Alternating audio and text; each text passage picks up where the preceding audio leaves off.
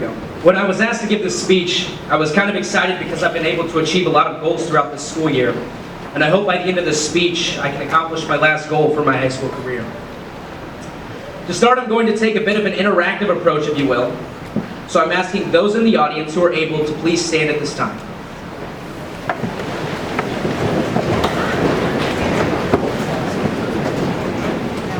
Now what I need you to do is those who are ages of under 1 to age 20, put your hands together.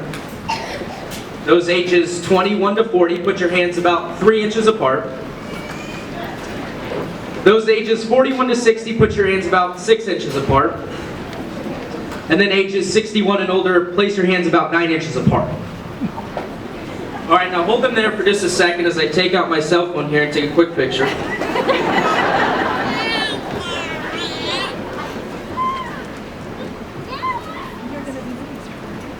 Okay, now you may be wondering why I asked all of you to stand.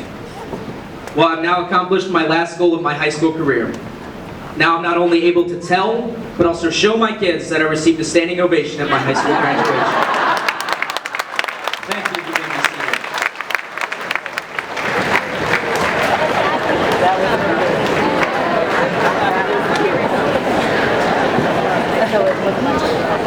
Now all of this wasn't just some propaganda to get a good laugh, but rather to represent the next stages in our lives as we leave here tonight. This represents us here and now.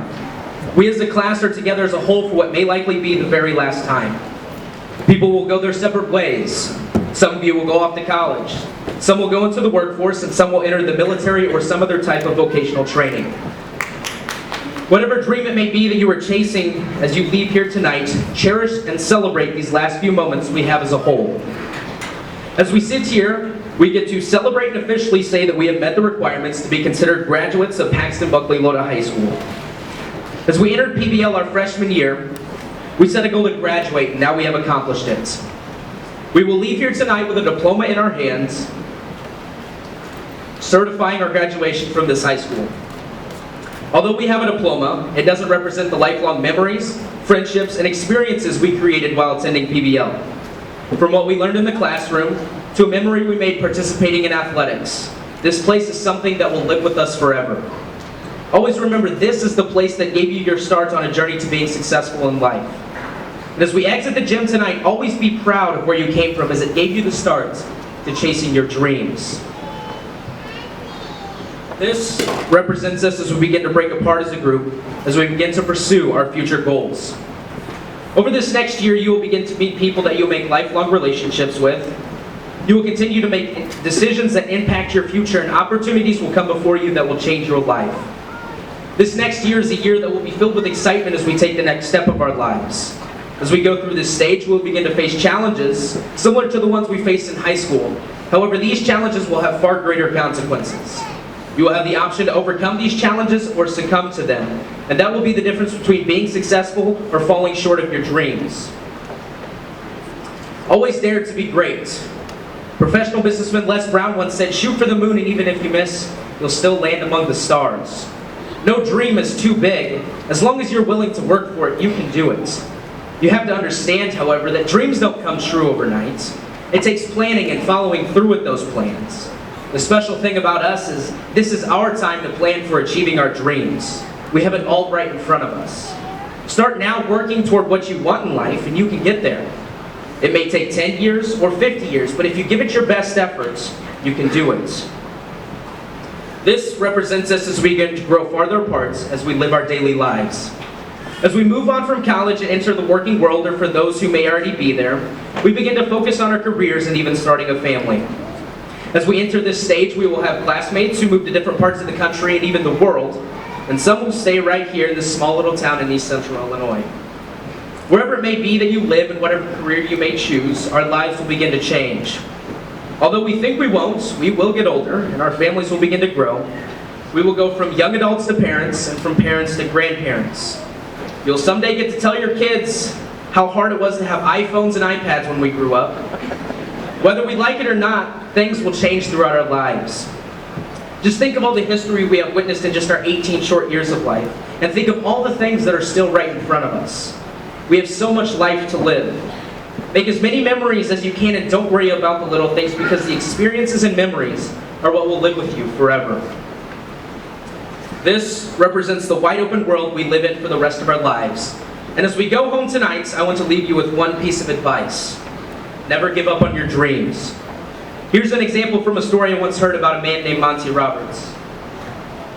Monty is a man who owns a horse ranch, and he uses his house to put on fundraising events to raise money for youth at-risk programs. But first, let's back up to a story about a young man who was the son of an itinerant horse trader who would go from stable to stable, racetrack to racetrack, farm to farm, and ranch to ranch training horses. As a result, the boy's high school career was continually interrupted. When he was a senior, he was asked to write a paper about what he wanted to be and do when he grew up. That night, he wrote a 7-page paper describing his goal of someday owning a horse ranch. He wrote about his dream in great detail, and he drew a diagram of a 200-acre ranch showing the locations of all the buildings, the stables, and the track. Then he drew a detailed floor plan for a 4,000 square foot house that would sit on that 200-acre dream ranch. He put a great deal of his heart into the project, and the next day he handed it to his teacher. 2 days later, he received that same paper back, and on the front of the page was a large red F with the note that read, "See me after class." The boy with the dream went to see the teacher after class and asked, "Why did I receive an F?" The teacher said, "This is an unrealistic dream for a young boy like you. You have no money. You come from an itinerant family. You have no resources. Owning a horse ranch requires a lot of money. You have to buy the land. You have to pay for the original breeding stock, and later you'll have to pay large stud fees. There's no way you could ever do it."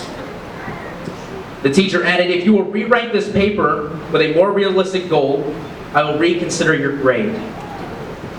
The boy went home and thought about it long and hard. He asked his father, what should he do? His father said, "Look, son, you have to make up your own mind on this. However, I think it is a very important decision for you." Finally, after sitting with it for a week, the boy turned in the same paper, making no changes at all. He stated, "You can keep the F, and I'll keep my dream." Monty then turned to the assembled group and said, "I tell you this story because you were sitting in my 4,000 square foot house in the middle of my 200-acre ranch.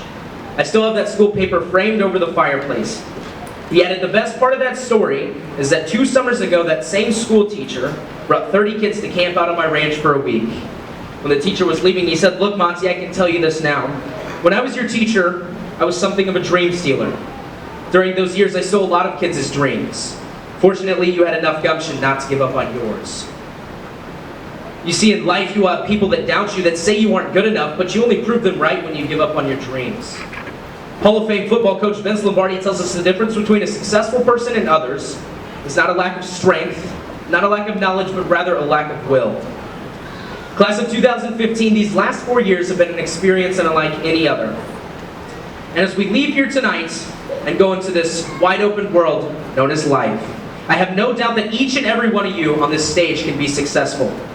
And remember, if you put in the work, you can achieve your dreams. Thank you.